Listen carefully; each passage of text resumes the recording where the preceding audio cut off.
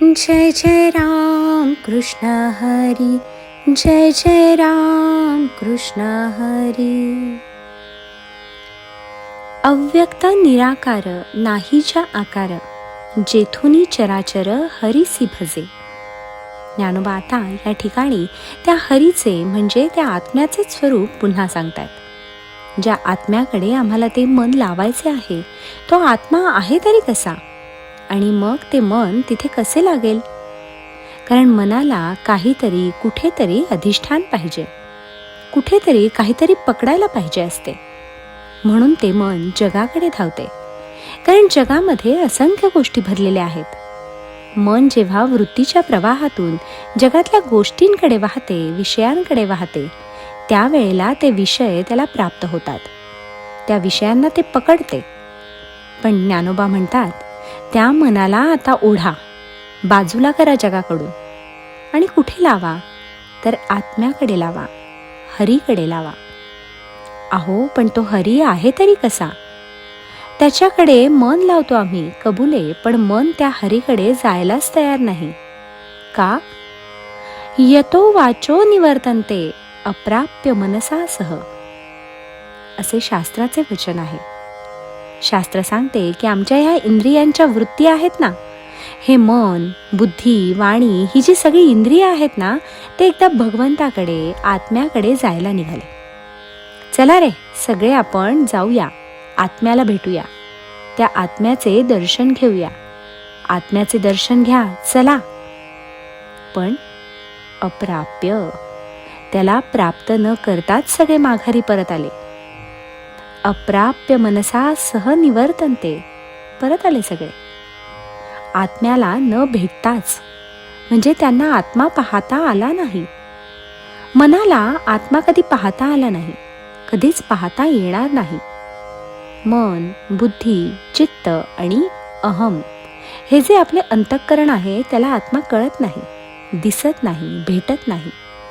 मग ज्ञानोबा म्हणतात, तुम्ही मनाला आत्म्याकडे लावा, हरीकडे लावा. असे जर म्हणता तर मग तो आत्मा आहे तरी कसा? तर ते सांगतात, तो अव्यक्त आहे. कसा आहे तो? अव्यक्त म्हणजे न दिसणारा, अप्रकट. व्यक्त म्हणजे प्रकट, दिसणारा. आपण सगळे व्यक्ती आहोत ना. आपल्याला व्यक्ती का म्हणतात? ती व्यक्ती आली बरं का, असं आपण म्हणतो. व्यक्ती म्हणजे जी प्रकट दिसते तिला व्यक्ती म्हणतात. पण हा आत्मा असा व्यक्त नाही, तो आपल्यासारखा प्रकट नाही, तो अव्यक्त आहे. म्हणजे तो दिसत नाही, त्याचे प्रकाशन होत नाही. असा हा जो आत्मा आहे ना, तो अव्यक्त आहे. बरं, आणखी कसा आहे तो? निराकार झालं. मग तर मनाला पंचायतच आहे. तो निराकार आहे म्हणजे आकाररहित आहे. त्याला कुठलाही आकार नाही. तो गोल आहे का? चौकोनी आहे का? त्रिकोणी आहे का? पंचकोनी आहे का? षटकोनी आहे का? कुठला आकार आहे त्याला? तुम्ही आमच्या देहामध्ये आत्मा आहे असं म्हणता, आणि तिकडे आम्हाला आमचे मन लावायचे आहे असे सांगता. परंतु त्या मनाला तो आत्मा कुठल्याही आकारात सापडत नाही. आणि मनाचा काय स्वभाव आहे, तर कुठल्या तरी आकाराला ते पकडते. आत्म्याला आकारच नाही, निराकार आहे तो. पुन्हा तो दिसत नाही, अव्यक्त आहे. मग आणखी कसा आहे? अव्यक्त निराकार नाहीच्या आकार, जेथुनी चराचर हरीसी भजे. ज्ञानोबा म्हणतात, काही असो बुवा, तुम्ही तुमचे मन त्या आत्म्याकडे लावा. अहो ज्ञानोबा, तुम्ही खरे सांगता, ते तुमचे सांगणे बरोबर आहे. परंतु तो आत्मा तर निराकार आणि अव्यक्त आहे. त्याला ते मन पकडू शकत नाही, त्या ठिकाणी जाऊच शकत नाही. मग आम्ही काय करायचे महाराज? मग आम्ही आमचे मन आत्म्याकडे कसे लावणार? मग ज्ञानोबा दुसरा उपाय सांगतात, जेथुनी चराचर हरीसी भजे. हा एक उपाय आहे. काय उपाय सांगितला? ही चर आणि अचर सृष्टी म्हणजे चालणारी न चालणारी सृष्टी आहे. हे जे जगत आहे, हे जे पदार्थ आहेत ना, त्यांचे भजन करा. हरीला, आत्म्याला त्याच्यामध्ये पहा. जेथोनी चराचर हरीसी भजे. कारण हे सुद्धा परमात्म्याचे स्वरूप आहे. हा जो प्रकार आहे जे ज्ञानोबांनी चांगदेवांना शिकवले, ज्या अमृतानुभवामध्ये जे ज्ञान दिले आहे तेच ज्ञान इथे ज्ञानोबा या हरिपाठामध्ये सांगतात. ते म्हणतात, अरे हे चराचर सगळे हरीलाच भजतात, त्या आत्म्यालाच भजतात ना, त्याचीच भक्ती करतात ना. ह्या सगळ्या चराचरामध्ये, सगळ्या जगामध्ये, सगळ्या सृष्टीमध्ये चालणाऱ्या आणि न चालणाऱ्या वस्तूंमध्ये सगळा तो आत्माच भरलेला आहे. मग लाव तिथे मन आणि करा भजन, असे ज्ञानोबा म्हणतात. तात्पर्य असे की ज्ञानोबांना काहीही करून आपल्या मनाला भक्तीमध्ये अडकवायचे आहे. त्या भगवंताच्या भक्तीमध्ये, त्या आत्म्याच्या भक्तीमध्ये लावायचे आहे.